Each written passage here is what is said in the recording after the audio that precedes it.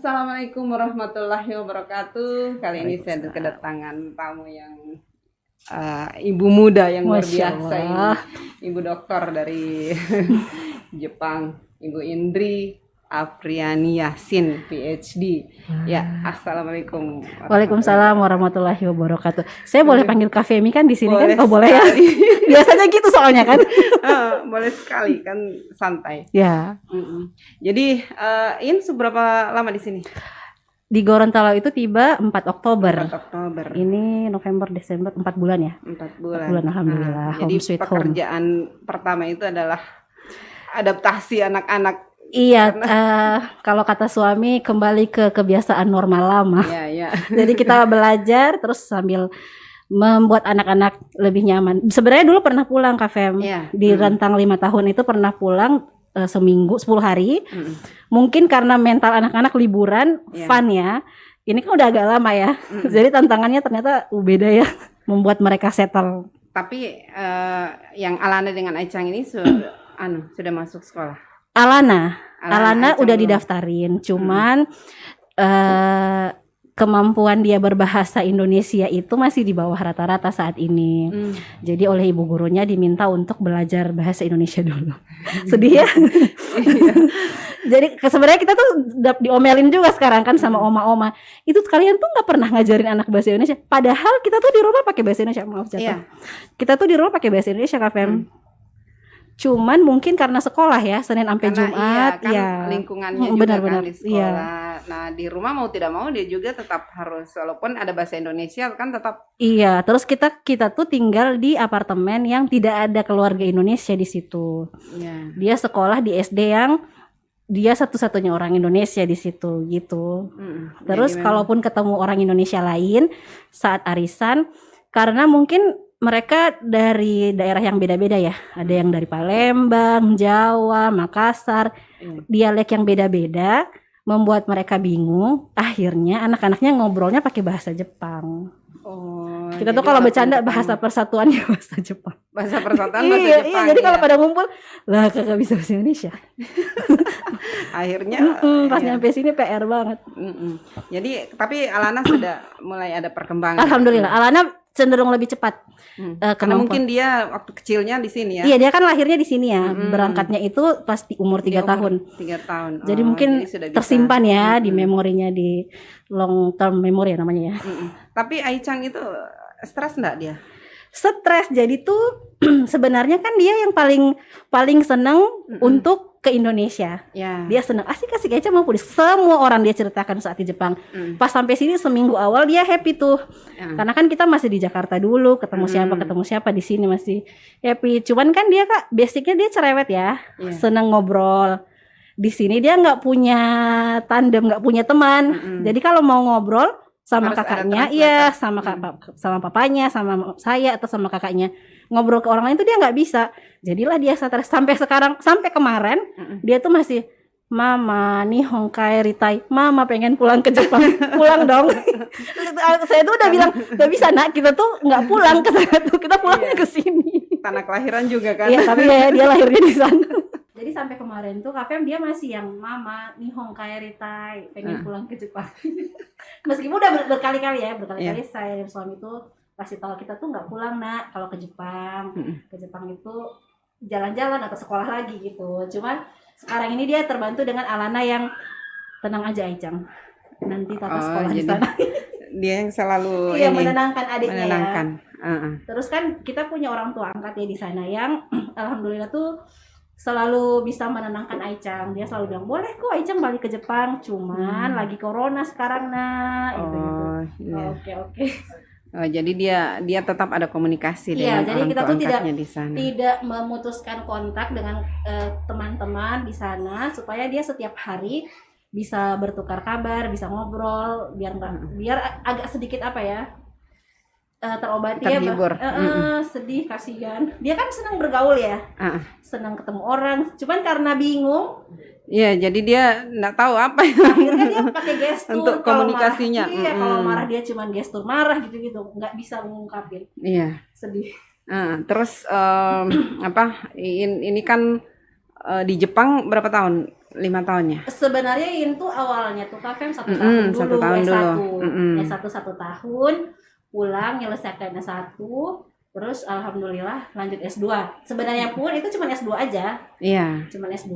Terus di tahun kedua itu dapat tawaran dari profesor, ada pembukaan seleksi S3, mau ikut nggak?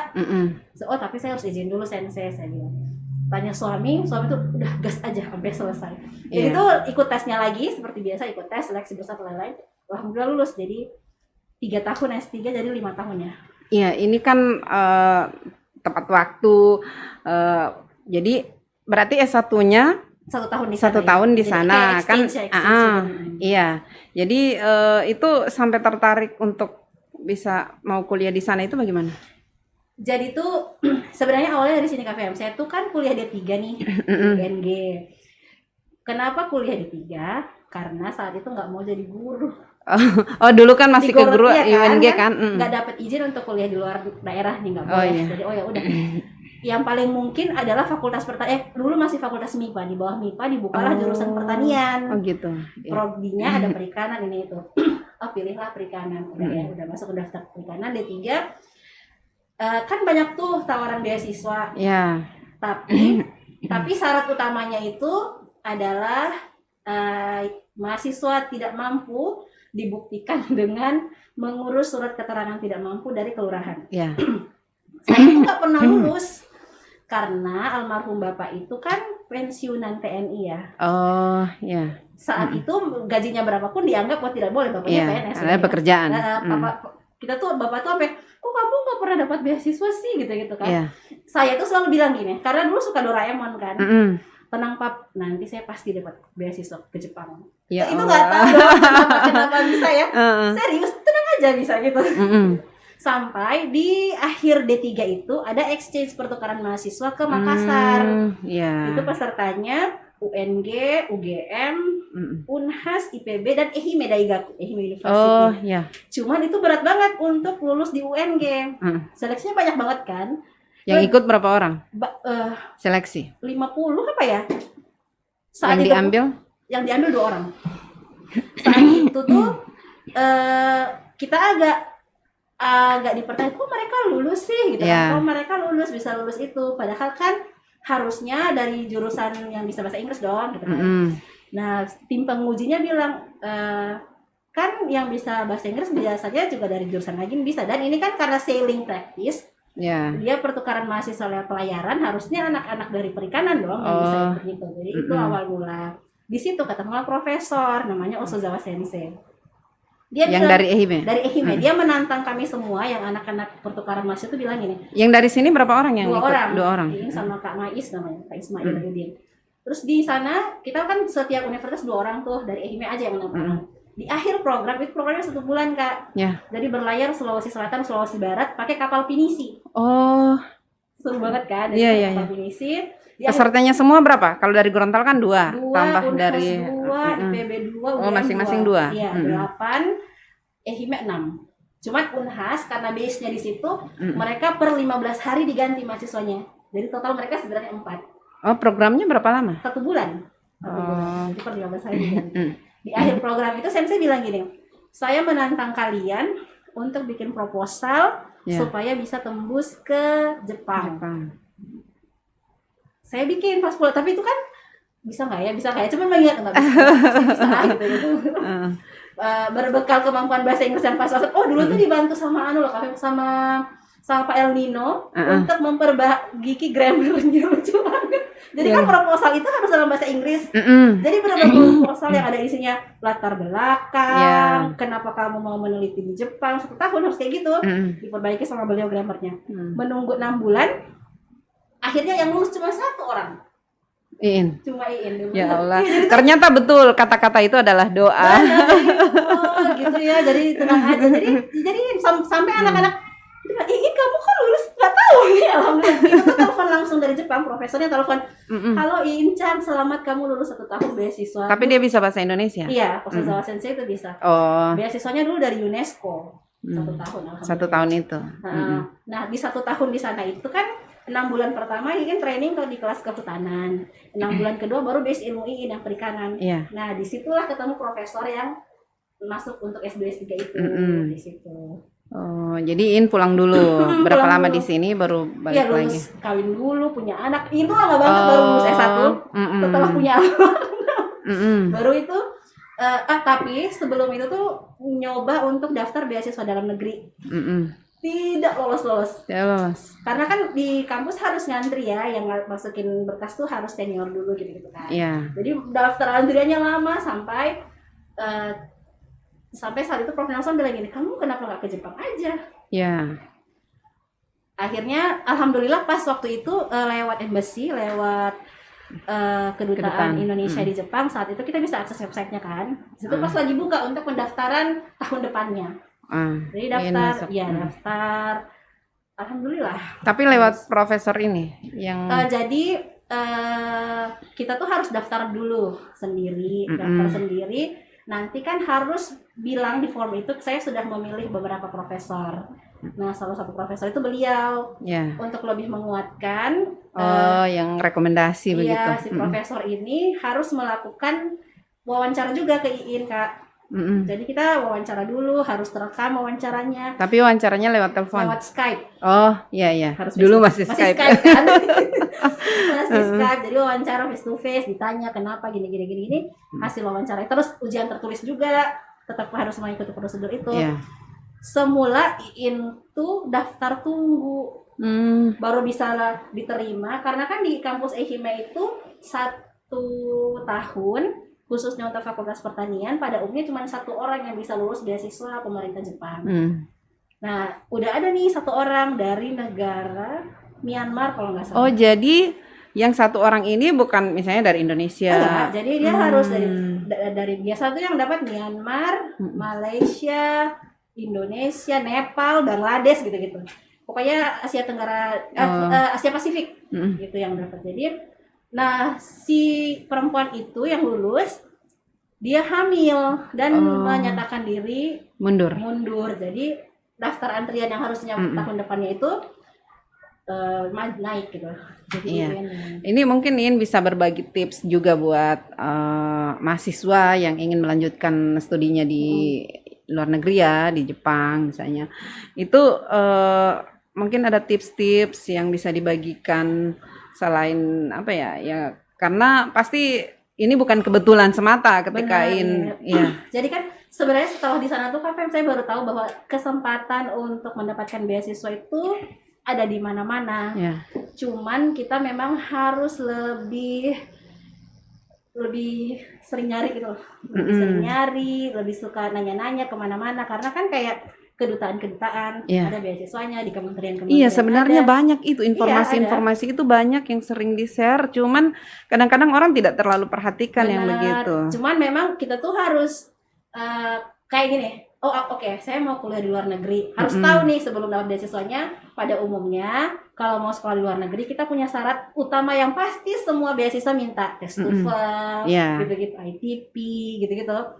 Jadi mau tidak mau sambil kita nyari si beasiswanya, kita harus sudah belajar kita kalau perlu kita udah ikut tes ITP. Jadi saya tuh selalu ikut tes ITP. Misalnya kan ITP itu kan berjangka ya, cuma sekian tahun. Daftar lagi di PBUNG, belum dapat beasiswa, belum daftar lagi. Jadi daftar terus. Supaya ketika dibutuhkan udah bisa masuk. Jadi kan ada orang yang merasa saya sudah ikut 1 kali pasti tidak lulus lagi berikut. Saya itu kan nunggu 2 tahun kan untuk bisa lulus.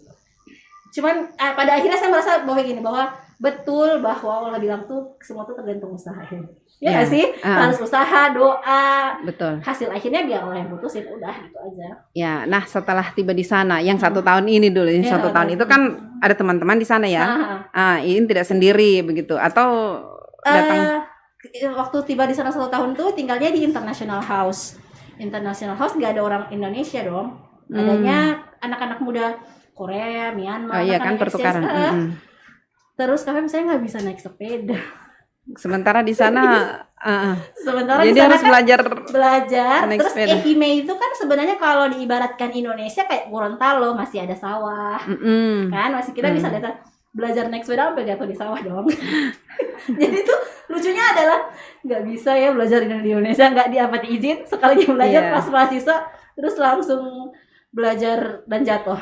gitu. Terus bahasa Jepang yang saya bisa tuh dikit banget. Jadi Iya. ini pesan juga buat yang mau sekolah di luar negeri, ya belajarlah dikit-dikit, at least biar nggak hilang di jalan gitu, Iya, kayak iya. gitu kan. Itu sih yang paling susah, sepeda, bahasa, makanan halal. Iya. Iya kan di sana susah untuk mencari makanan halal. Harus rajin baca, harus kan sekarang alhamdulillah tuh udah ada namanya Halal Japan Iya. yang bisa kita akses lewat Facebook. Oh. Jadi kalau pesan iya, kita bisa lihat kayak boleh nyebut merek nggak sih di sini? Boleh lah. Cemilan lah ya. Ada beberapa cemilan di sana itu yang kalau di Indonesia ada logo halalnya, orang kan pengen nyoba di sana ya karena ada rasa green tea lah, apalah Iya. itu kita boleh lihat di Facebook ini halal nggak? Karena kan di sana tuh kadang-kadang tergantung musim. Iya. Di musim panas dia boleh, di musim dingin dia udah nggak boleh. Oh, iya. Jadi harus rajin baca si Halal Japan, rajin telepon gitu-gitu. Itu sih yang paling susah menurut saya. Sama apa ya, belajar masak kali ya dulu tuh susah. Iya kan harus masak. Sama bahasa. Jadi sebagian besar orang Jepang itu para profesornya mengajarnya tuh pakai bahasa Jepang. Oh, bukan bahasa Inggris. Kalau kelas internasional, ini kan S1 ya. Iya. S1 tuh satu aja mahasiswa asing. Jadi memang Oh, jadi begitu. Yang dalam satu kelas kelas itu cuman saya. satu.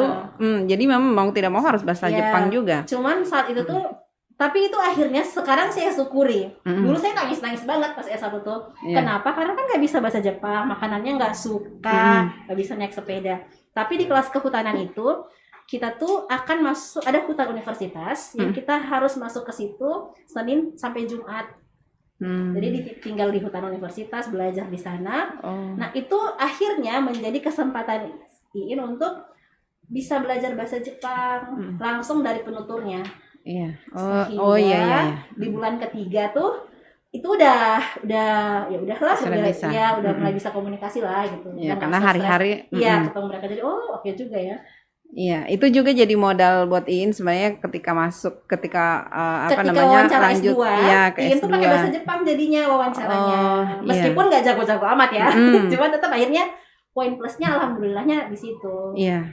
Karena Karena 1 tahun kan. Iya, Jadi kan 1 tahun terus tuh pasti. pas balik ke sini alhamdulillah Gorontalo saat itu lagi ada beberapa project orang Jepang kan, yang JICA, JIRKAS gitu-gitu yang butuh interpreter. Nah, di rentang masa tunggu untuk S2 Itu berapa lama Iin menunggu? 2 tahun itu. kan 2009 ke 2008 ke 9. 2009 pulang, S2 itu 2015. Lama ya, 6 tahun. Lama. Di masa 6 tahun itulah kerja sama JICA, kerja sama JIRKAS, jadi tetap ngejaga sama, tetap ibu angkat yang Iin cerita tadi tuh udah ada dari Iin S1. Dari itu, iya. ibunya sama Jadi terus sampai gitu, sekarang. sampai sekarang. Iya, terus kan tembus S2. Iya. Bagaimana perjuangan di sana Pas kan S2 pasti. tuh kan saya berangkat Iin masih hamil. sendiri kan waktu itu? Iya, berangkat awalnya tuh kan hamil. Oh, hamil. Hamil Aicha, Hamil Aicha. alhamdulillah. Kalau yang si orang itu menolak, saya malah tapi saya bilang saya hamil, Prof, gimana ya? Oh, Udah, tapi nggak kan tidak ada ketentuan bahwa yang hamil itu tidak bisa. Dia yang Myanmar tadi itu memang dia mengundurkan diri mengundurkan begitu. diri karena menurut dia keluarganya tidak ada yang mau ikut mendampingi di sana. Memang agak berat juga sih. Nah, saya itu kan berangkat September ya, hamil. Terus rata-rata S2 S3 di Jepang itu kan by research. Jadi lebih banyak penelitian daripada duduk untuk kuliah. Jadi memang agak lebih berat. Cuman bagusnya di tahun awal kita tuh harus sudah duduk bersama profesor kita. Di 2 tahun ini kita mau ngapain? Jadi bikin ada kayak kontrak begitu. Iya, ada mapping bahwa target akhir kamu tuh tesis kamu soal ini ya. Untuk mencapai itu. Jadi dari awal sudah ditentukan. Iya, sudah ditentukan. Cuma memang ada try error, tapi tidak akan sangat bergeser dari target akhir itu. Jadi gitu kan. Nah, saya habis lahiran dapat izin 20 hari. Terus kita tuh 1 tahun pertama. Tapi Iin masih sendiri di sana kan? Iya, sendiri. Suami datang awal tahun ya sama Alana. Oh, ibu juga sempat datang alhamdulillah. Iya. Terus saya tuh 1 tahun pertama tuh tinggal di laboratorium laut. Yang dalam keadaan hamil dari rumah ke lab itu jalan kaki 2 kilo. Laboratorium laut Jepang itu di perkampungan banget. Populasi babi laboratorium laut itu suasananya seperti apa? Di laut. Oh, jadi kalau di Gorontalo kayak di Tolotio deh. Kayak gitu. Jadi gunung, terus laut, terus lab kita di situ. Oh. Laboratoriumnya di situ. Jadi meneliti udangnya di situ, ikan kerapu. Jadi dari S2 ini memang sudah Iya, jadi itu emang udang. Dari udang kuruma ebi, apa sih, seperti udang windu sampai udang faname. Jadi meneliti itu tuh harus jalan kaki di 2 kilo itu. Jadi sehari tuh pergi 2 kilo, hamil-hamil. Jadi lebih mudah melahirkan. Melahirkan di sana. Iya, alhamdulillah. Iya. Dapat izin 2 minggu. 20 hari. 20 hari alhamdulillah, terus langsung masuk. Tantangan saat itu sebenarnya lebih ke apa ya? Mereka itu baik hati tapi strict. Jadi kita tuh hanya boleh istirahat 1 jam. Kan kalau kuliah di Jepang itu kan kayak orang kantoran ya, harus masuk Senin sampai Jumat, kadang-kadang Sabtu Minggu masuk jam 8 sampai jam 5 sore. Kita punya meja masing-masing yang harus kita masuk. Oke, masuk. Lagi keluar makan, itu tuh harus kan. Nah, di 8 sampai jam 5 itu kita cuma punya 1 jam istirahat, jam 12 sampai jam 1. Kadang-kadang sedihnya adalah harus memilih nih, pumping ASI atau makan. Tapi waktu itu ada Ibu sudah ke sana? Ibu tuh cuma 20 hari di sana. Di sana. Pas Terus cuti itu. Suami akhirnya yang ngejagain total anak 1 tahun itu. Si Aicang dijagain. Belum boleh dibawa kan? Belum boleh dititip kan. Meskipun boleh dititip, kita masih agak-agak belum aneh awal tuh. Iya. Jadi gitu. Jadi pumping, dia jemput lagi si susunya dibawa ke rumah gitu. Kadang-kadang tuh ya Allah kok lapar ya. Ada kalanya pokoknya apa aja yang bisa dimakan sambil pumping gitu udah. Itu sih. Tapi bawa bekal. Iya, harus bawa bento karena susah ya. Iya. Susah. Terus pas S3, udah tahun terakhir S2, kita sudah pindah ke Matsuyama. Iya. Udah pindah ke Matsuyama. Bisa lebih mudah juga sih ya, karena anak-anak sudah bisa dititip, di daycare, suami sudah bisa bekerja, dan Iin sambil nge-lab bisa kerja juga di kampus. Nyuci piring. Iya, jadi kan walaupun ada beasiswa, tapi kan coba kan kalau kita konversi ke Indonesia memang gede banget, Kak. Cuma memang orang-orang itu harus tinggal di Jepang untuk merasakan kasihannya nggak cukup duit SMP ini. Iya. Jadi gitu. Jadi untuk Jadi harus ada tambahan. Harus tambahan, suami selain kerja. Suami kerja, Iin juga. Saya kerja di kantin kampus, cuci piring. Iya kan waktu kita ke sana kan izin Kak lagi cuci piring. Lagi nggak bisa nemenin ya jam 11 sampai jam 1 karena 2 jam. Oh iya, karena ada apa namanya? Ini orang kan orang kan berpikir kuliah di luar negeri itu enak. Mungkin ada beasiswa, tapi selama berapa lama itu? Selama 3 tahun, 3 yang cuci piring itu. 3 tahun. Karena 3 tahun. Jadi selama sudah hamil Aras ya, udah nggak ikut lagi. Nah, itu yang apa namanya? Jadi bagaimana budaya kerja di sana? Kadang kalau di sini kan mungkin kita bisa memilih ya, pengennya kerja di sini, pengennya di sini gitu. Cuman kalau sudah di sana tuh kita akan lihat bahwa kesempatan kerja itu juga banyak. Kesempatan kerja di mana aja.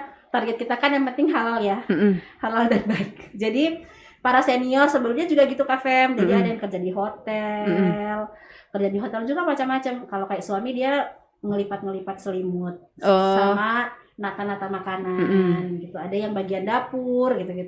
Nah saya alhamdulillahnya dapat kerjaan yang menurut saya jauh lebih mudah dibanding yang lain karena cuci piring itu di dalam kampus kan kantinnya. Oh kantin di kampus. Jadi 10:30. Nah saat tahun terakhir S2 tuh saya sudah bisa manage kerja sendiri.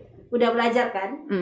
Oke. Jadi 10:30 saya sudah bisa keluar dari lab. Tulisannya izin ke kantin. Terus mulai nyicipin jam 11 sampai jam 1 terus balik lagi ke lab gitu. Berarti izinnya bisa sampai 2 jam? Bisa izin. Cuman akhirnya yang harusnya pulangnya jam 5 tuh diperpanjang ke jam 6 atau jam 7. Di lab? Di lab. Terus ini kan cuci piring, sementara kan makanan di sana itu bagaimana? Ada nggak yang tidak halal? Atau banyak, jadi kayak apa ya? Kadang-kadang kan kita kalau mau makan roti, makan aja. Roti ini, terigu ini gitu kan. Ternyata tuh kalau di sana tuh kita harus hati-hati karena ada yang pakai pelembut yang nggak boleh kita makan, emulsifier, macam-macam gitu itu nggak boleh. Terus kayak coklat, nggak semua coklat bisa kita makan karena biasanya ada gelatin dan gelatin itu dari babi. Nah maksudnya begini, piring-piring yang Iin cuci itu tidak ada yang dipisah ya. Jadi sudah bilang bahwa karena saya, jadi untuk hari jadi kan pencuci piring itu pasti 2 orang kan. Pencuci piring itu pasti 2 orang. Dan syukurnya menu pork itu di piring yang berwarna berbeda. Oh, jadi memang langsung akan ketahuan. ketahuan. Mm-mm. Jadinya kita memilih untuk oh ya yang ini dipisahin aja, nanti si dia yang nyuci gitu. Oh gitu, jadiin kebagian yang aman, Cuman yang piringnya. semakin kesini tuh Ehime tuh apa ya, semakin jarang menunya tuh menu yang mengandung pork, Oh, karena memang mereka sudah muslim minded kan, apa gitu? sudah mulai karena mahasiswa yang datang tuh pasti ini ada apa ini gimana ya gitu. Jadi mereka, Bahkan ada hari-hari di mana mereka menyiapkan halal food, mm-mm. jadi kare halal. Oh gitu, nasi dalam halal. satu minggu misalnya ada Bisa, hari yang ya, hari Jumat biasanya mereka. hari Jumat. Jadi memang pasti kalau hari Jumat pasti rame, halal. Ya, pasti orang muslim banyak rame di situ. dengan orang Muslim. Iya. Kemudian apa namanya? Jadi selain cuci piring tidak ada yang Paling jadi PA ya, jadi teaching assistant gitu-gitu, ngajarin gitu-gitu sih. iya. Alhamdulillah. Terus ini Sama ngajar bahasa Indonesia. Oh, ngajar bahasa Indonesia di sana. Karena kan ada mahasiswa yang mau pertukaran, kan dulu ada suka ada KKN ya. KKN pertukaran Indonesia Jepang. Nah, mereka yang mau berangkat ke Indonesia tuh kursus dulu. Nah, kita suka dipilih tuh beberapa orang. Dipilih untuk ini. ngajar Yang bahasa pilih Indonesia. siapa? Yang International Office. oh. Bagian mahasiswa asing yang milih bahwa dia aja yang ngajarin. Kemudian Iin kan pernah merasakan 2 kali melahirkan di sana. Nah, bagaimana beda nggak dengan yang di sini? Ini nggak membanding-bandingkan, Iya, cerita aja ya. Jadi kan cerita kan. lahiran Alana kan di sini. Karena saya begini, ya coba cerita dulu. Jadi pas Aichang itu saya masuk malam jam 7, lahirannya besok jam 1 siang. Jadi agak lama ya. Dan kan normal itu kan apa ya, harus nunggu, bukan? Ada orang yang lebih susah menahan sakit. Saya bagian yang itu ya. Jadi dari bukaan 5, 6, 7 itu sakit banget. Nah, suster yang ngejagainin tuh dari malam sampai besok lahiran tuh senyumnya sama dong. Sama Sama, tidak nggak pernah ada bete atau karena lama. Sampai baru tahu bahwa mereka bisa kok membantu kita untuk jangan ngeden. Iya. Jadi kan dulu kan kadang-kadang kita suka dengan ibu jangan ngeden dulu, jangan nanti gitu. Kan suka gitu ya. Nah, kalau di sana tuh di 2 kali melahirkan tuh setiap kali bilang, "Aduh suster ini udah pengen ngeden." Dia tuh akan datang sambil memegang handuk panas, yang yang itu tuh ke bagian tubuh kita tuh ditempelin. Jadinya yang harusnya berkontraksi tuh jadi lebih tenang. Karena begini, katanya bayi itu akan tahu kapan dia akan keluar. Bayi itu tahu kapan dia akan keluar sehingga tidak bisa dipaksa. Kalau kita paksa kan kitanya kewalahan gitu kan. Kehabisan tenaga. Jadi mereka ngebantu. Jadi iya sakit ya, tarik nafas ya. Terus sambil dia bilang kita tarik nafas tuh anggota tubuh kita tuh ditempelin sama handuk panas. Biar sakitnya hilang mungkin atau sakitnya hilang, jadi tenang lagi gitu. Iya. Malah saya sering nonton YouTube ya, yang bidan novel. Itu dia membantu orang melahirkan itu tidak pernah dia cuman dengan cara tiup-tiup. Jadi cuma tiup dia ini terus disuruh istirahat lagi karena dia bilang ini belum waktunya keluar, malah dipanggil ini diajak TikTok. Iya diajarin. Cuman di sana tuh yang hobi make up dikasih make upan dulu. Iya. Makan apa aja silahkan gitu. Cuman memang di sana tuh suami hanya boleh menemani di jam-jam tertentu. Jadi nggak bisa selamanya. Karena mereka merasa itu nggak bisa, ini pekerjaan kami. Gitu. Setelah itu tuh lahiran ya. Jadi pas lahiran dari awal pas hamil tuh kita udah ditanya. Jadi ada kayak kontrak gitu. Ditanya, kamu mau ASI eksklusif apa susu formula nih? Iya. Saya ASI eksklusif. Oke, jadi kita tim ya. Kita harus bersama-sama supaya kamu bisa ngasih ASI nih. Gitu. Jadi begitu lahiran tuh kita disuruh istirahat dulu. Istirahat full, tidur, bayinya diambil sama mereka. Tapi bayinya belum minum, belum. Karena kan sebenarnya kan nggak apa-apa ya. Sekian jam nggak minum tuh nggak apa-apa. Yang penting ibunya pulih dulu. Iya. Habis itu dianterin, udah, ayo sekarang latihan ngasih ASI. Dia akan nanya lagi, kamu sudah mau tidur sama bayi kamu atau mau istirahat dulu? Nanti kita bangunin malam. Wow, keren. Jadi boleh memilih Kak. Cuman suami nggak boleh nemenin di rumah sakit tuh. Tapi kenapa? Karena kalian berdua harus menyimpan energi. Iya kan ada yang begitu habis melahirkan langsung dipaksa harus netein anaknya. Jadi boleh. Terus difasilitasi dengan pumping, jadi boleh. Terus kan kalau di sini lahiran normal pagi sore bisa pulang ya. Di sana tuh harus 5 hari di rumah sakit. Oh. Harus 5 hari. Kenapa? Ternyata tuh harus dipijat dulu, pijat Waduh. ASI. Kalau di sini harus pulang rumah cari tukang pijat kan? orang lain. Kalau Itu memang di sana sudah ada difasilitasi, servisnya. Jadi kaki kita direndam, di air hangat setiap hari, dipijit-pijit, diajarin mandiin. Meskipun sudah bisa, Iya. diajak ngobrol. Bahkan ada beberapa, itu kan kelas ekonomi ya. Di kelas ekonomi tuh pas lahiran tuh kita akan lihat, oh ada yang single mom, ada yang baby blues. Di situ tuh kelihatan banget gimana si perawat itu memeluk pasien untuk bilang nggak apa-apa gitu loh. Jadi yang baby blues itu kayak kan saya belum pernah lihat orang seperti kalau itu. yang pas kejadian saya lahiran tuh Kak, bayinya nangis, dia nangis. Dia stres. Dia enggak kamu ribut dia gitu. Oh. Jadi terus dia langsung mencet bel gitu, terus susternya datang ngambil bayinya, dia jangan sampai jadi korban kan. Jadi dia ditenangkan sama susternya. Jadi saya tuh sampai kepo dong, sampai nanya gini sambil dipijat-pijat. Dia bilang gini kan, wah Indri capek banget ya lahiran 3 kali ya. Iya, tapi pasti kalian lebih capek ya. Jawabannya enggak, ini pekerjaan kami harus bahagia. Terus oke, jadi mereka kayak udah mendarah daging ya, ini pekerjaan nggak boleh, harus dihadapi, harus bahagia, udah gitu. Iya, untuk biaya ditanggung pemerintah Kak. Oh, ditanggung pemerintah. Jadi semua warga atau semua warga, bahkan pendatang. Jadi semua warga yang melahirkan di sana itu gratis. Gratis. Wah, luar biasa. Gratis, dapat begitu keluar. Jadi aturan negara itu gratis. Terus masing-masing kota punya aturan masing-masing. Misalnya kayak di Matsuyama kita dapat bantuan uang pampers dalam bentuk kupon. Dapat bantuan tunjangan anak gitu-gitu. Alhamdulillah. Terus apa lagi ya?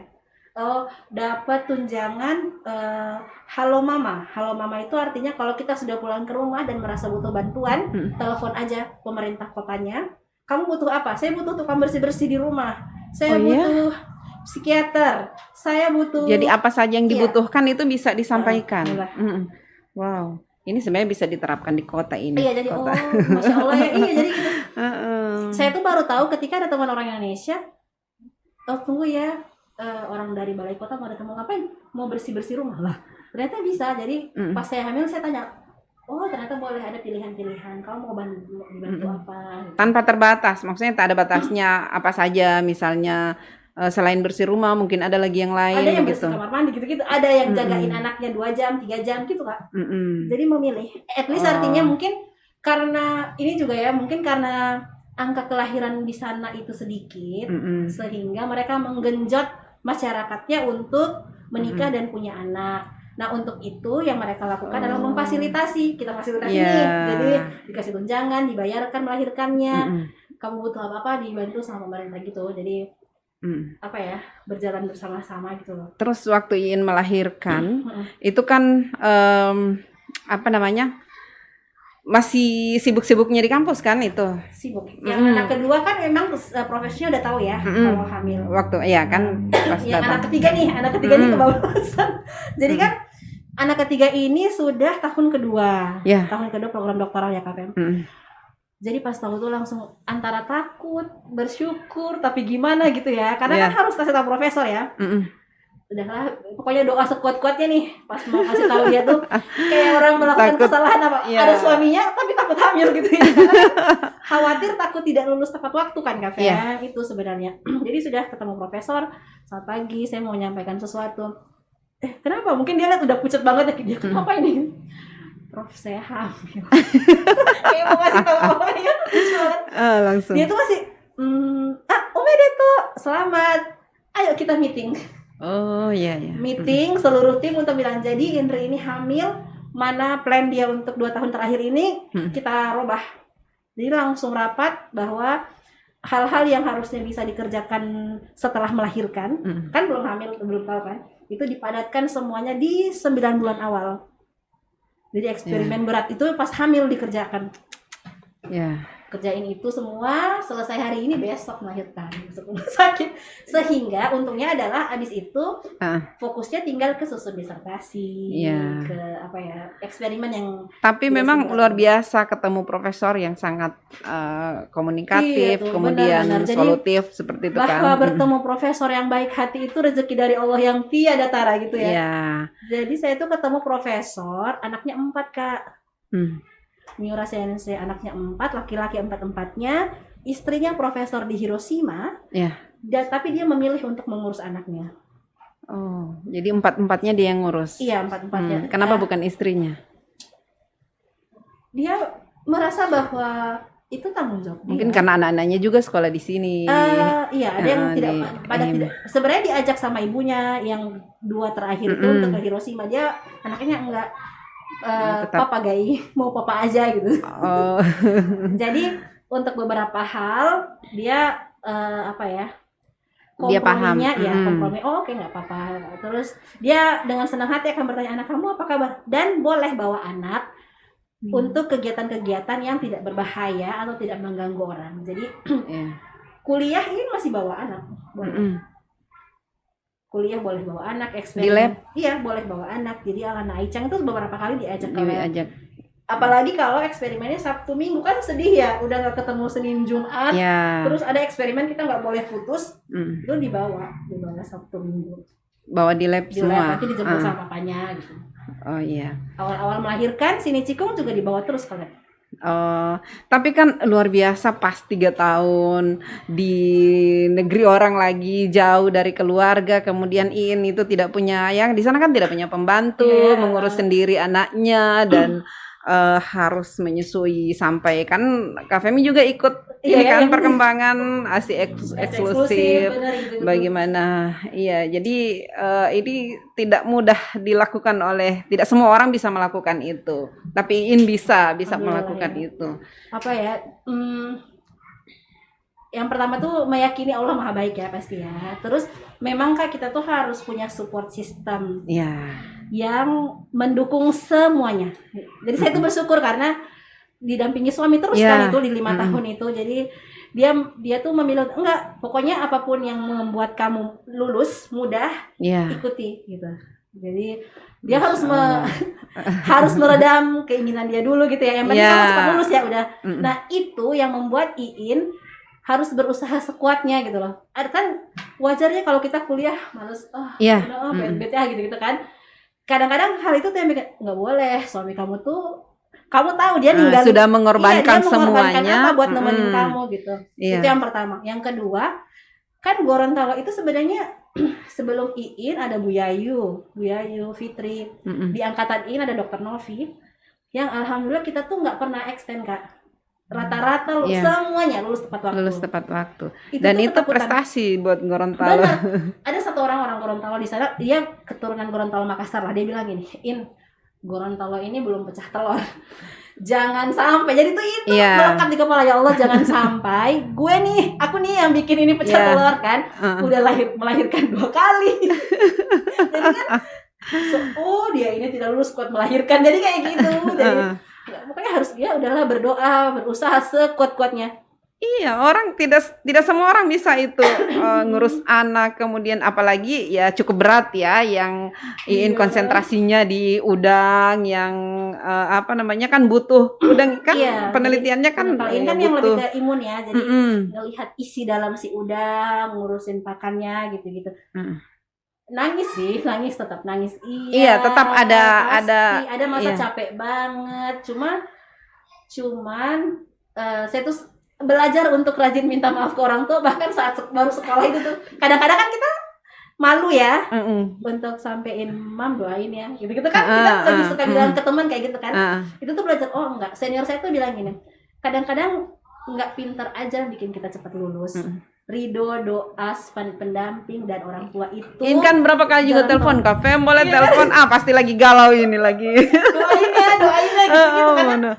Kita tuh nggak pernah tahu bahwa ada doa orang-orang yang akan memuluskan itu. Dan alhamdulillah, alhamdulillah dari doa orang-orang itu semua dilancarkan. Banyak banget orang pintar kan, banyak banget orang pintar. Kita ini apa gitu, remah-remah rempeh. Cuman ada yang Allah kasih rezeki banyak didoain sama orang-orang gitu. Iya. Alhamdulillah. Dan itu kadang-kadang dilupakan oleh orang-orang. Iya. Iya, ya saya pun seperti itu. Mungkin sering melupakan itu. Padahal kan sangat dibutuhkan itu doa orang-orang itu kan Benar. sangat dibutuhkan. Iya, itu waktu S1 tuh, sebelum Mm-mm. berangkat S1 tuh saya diajakin teman ke Disneyland. Mm-mm. Saya tuh sambil ngeliat bilang gini, Marika namanya ya, make a wish yuk gitu. Oke.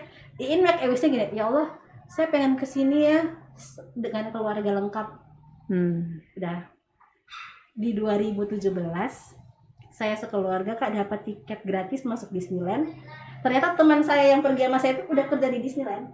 Oh, iya. Doanya saat itu juga sama, dia pengen kerja di Disneyland kan. Jadi oh ternyata aku bisa ya kesini. Hanya bermodal doa, hanya dong Iya. modalnya doa doang kan ya. Iya. Tapi bisa sesuai dengan doa, pengen sekeluarga kesini menikmati Disneyland beberapa kali pula gitu. Iya. Gratis pula. Masya Allah ya. Jadi nggak apa-apa deh doa think positif aja udah. Doain orang lain juga. Iya. Dan hasilnya coba lihat mana. Masya Allah ya, alhamdulillah.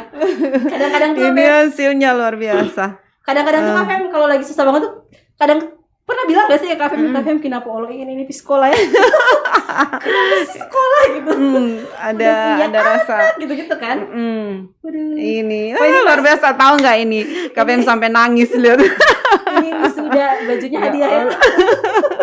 Sampai nangis lihat karena ya pasti orang akan melihat ya perjuangannya Iin. Kita tuh satu angkatan yang lulus cuma 3 orang. Ya, yang wisuda itu cuma 3 orang kan. Sedih ya? Saya lihat di ini apa namanya siaran angkatan langsung. kami kan banyak ya, terus yang orang Indonesia. Insya Allah tahun ini pada lulus ya. Amin. Insya Allah, ya Allah luar biasa. Ini banyak pengalaman-pengalaman menarik ini, apalagi yang Oh sama cerita KFM. ya. KFM waktu ke Jepang pernah lihat cleaning service nggak? Enggak. Jarang kan? Kalaupun ada sedikit ya. Di laboratorium kami itu, di lab lain mungkin ada yang punya CS ya.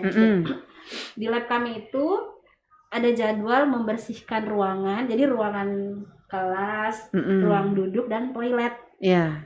Yang dapat jadwal semuanya termasuk profesornya. Oh ya, itu ada berapa orang di situ yang? Kita kan mahasiswa 10, profesor 1. Jadi dia kayak satu hari itu 2 orang gitu. Yeah. Senin sampai Jumat. Terus kita harus bilang, oke, pekan ini Miura Sensei dia bagian bersihin ruang kelas. Si ini bersihin toilet. Itu akan bergilir. Jadi semua orang pasti akan dapat bagian bersihin toilet. Kebayang gak sih? Iya, maksudnya termasuk profesornya itu. Semula saya mengira itu, yalah itu nama aja. Iya. Terus bersih banget ya toilet, kata mahasiswa gini, kalau jadwal Miura Sensei bersih banget. Oh berarti benar. Itu nggak percaya sampai saya sengaja pas di hari dia kerja tuh jadwalnya tuh saya tungguin. Oh iya ya dia beneran ngerjain dan nggak mau dibantuin karena itu jadwal dia. Iya. Soalnya jadi nggak apa-apa, berarti nggak apa-apa dong kita bersih-bersih itu siapapun kita. Biar kita akan nempatin. Iya kan ada yang merasa saya profesor di sini masa kalian suruh-suruh, saya yang bimbing kalian, saya yang tapi dia tapi memang itu budaya di sana kan. Iya, karena pada suka bersih memang kan. Iya. Terus ada enggak budaya-budaya yang menurut orang di sini apa namanya? Budaya di sana itu yang hal biasa tetapi menurut orang di sini itu tabu atau misalnya di sana itu kan Islam itu negara kita minoritas ya, negara minoritas, tapi KBMI akan sangat sulit menemukan orang-orang yang ketika ketinggalan sesuatu menemukannya kembali. Jadi kita pernah menemani beberapa tamu ketinggalan HP Kak di stasiun-stasiun besar. Kita tuh akan langsung ditelepon sama polisi, kamu ketinggalan HP atau apa gitu, ada di pos ini ya. Tapi taunya bagaimana itu? Kalau kita orang asing yang tinggal di Jepang, mereka akan memberi pengumuman secara resmi. Terus biasanya mereka punya data nomor telepon kita. Kalau orang asing beberapa kali itu misalnya kalau yang punya iPhone kan bisa yang Find Me itu loh. Nah itu kan bunyi-bunyi ya, itu langsung diangkat sama polisi. Udah di sini ya, jemputnya di sini. Atau pernah teman kehilangan HP di Akihabara. Dia kehilangan di Akihabara, dia bukan pakai yang bisa menemukan sendiri itu, dia cuma bilang telepon ke polisinya, Pak Polisi, saya tuh kesini, saya kehilangan ini, bisa tolong dicari. Oh, kamu boleh datang ke sini nggak? Udah ditanya. Dia tanya dengan jelas warna apa, gini. ini HP kamu. Jadi ternyata Jadi yang siapapun menemukan itu dia yang bawa. benar akan langsung nyerahin ke situ. Jadi itu menurut mereka itu hal biasa kan. Iya. Sampai beberapa kali nanya, kalian tuh kenapa sih kayak gitu? Mm-mm. Jawaban mereka gini, karena kita tuh nggak mau diganggu orang. Ya, berarti mereka percaya bahwa ketika kita mengganggu orang, kita juga akan diganggu. Iya, jadi kalau pengen ketemu orang-orang baik, ya udah baik aja gitu. Berbuat baik lah. Sesederhana itu kan. Jadi perlakukan orang sebagaimana Anda ingin diperlakukan. Betul, itu kan. Iya. Oh gitu. Jadi oke. Masya Allah ya. Iya. Kok bisa ya kayak gitu. Terus kalau mereka tahu Kak Femi Muslim dan nggak bisa makan, mereka akan lebih strict. Oh. Misalnya ke restoran nih, dia kan ke bagian dapur atau quality control untuk minta alerginya apa aja nih. Jadi okein, jadi kamu nggak boleh makan ini karena makan ini. Oh, jadi langsung diberitahu. Mereka itu tuh yang masya Allah ya gitu.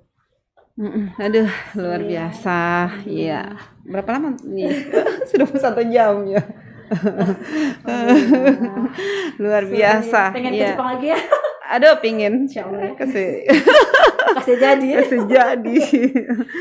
Oke deh. Ya, terima kasih In sudah berbagi inspirasi di sini. Semoga dia bisa saya malah ya. berdoa kalaupun saya berdoa anak-anak saya itu ada yang bisa kuliah di Jepang, di Amerika, supaya saya bisa ke sana. Jadi insya Allah semoga umur panjang. Benar. Siapa yang mengira bahwa mama saya, ibu mertua saya, itu nggak pernah naik pesawat sekalipun. Sekalinya naik pesawat langsung ke Jepang. Iya, jadi itu yang iya ya, alhamdulillah ya gitu ya. Iya, gitu, karena aja. Iya. Yang kalau pakai, saya tuh selalu bilang ke teman-teman, kita tuh emang kalau pakai kalkulator manusia nggak bisa, nggak akan nyampe ke Jepang sekeluarga loh, orang tua. Betul.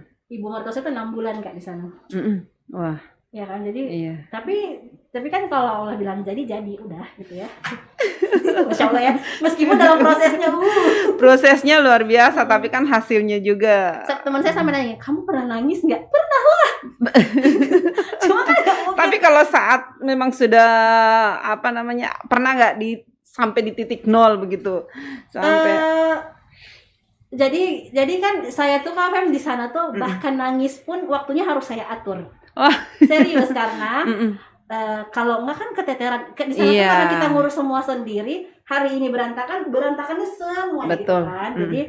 Jadi tips menangis ala Iin saat kuliah adalah nganter anak-anak dulu. Setelah mereka tiba di sekolah masing-masing, perjalanan dari sekolah mereka ke kampus itu saya nangis mengeluarkan energi.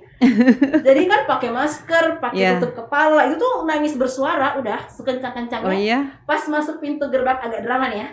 Pas masuk pintu gerbang tuh langsung ya Allah ini lillahi ta'ala ilmunya tuh bukan buat saya, bukan buat orang banyak di sini. Gitu. Aduh.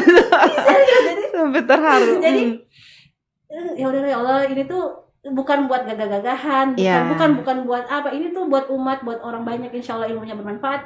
Masukin sepeda, duduk di kursi, tenangkan diri, minum kopi, baru beraktivitas. Jadi hampir setiap hari, jadi karena kan kalau nangis di rumah kasihan anak-anak, kalau gitu lah, pokoknya anak-anak.